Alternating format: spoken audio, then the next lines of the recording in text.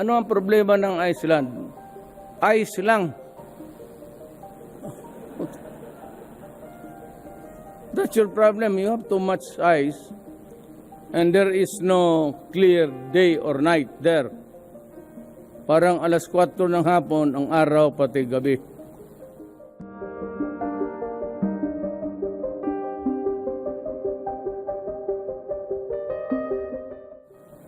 So you can understand why there is no crime, there is no policeman either, and they just go about eating ice.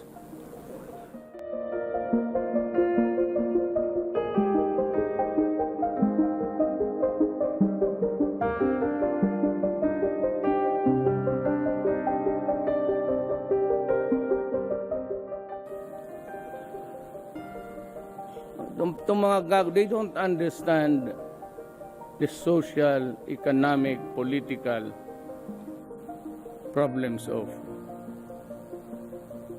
the Philippines.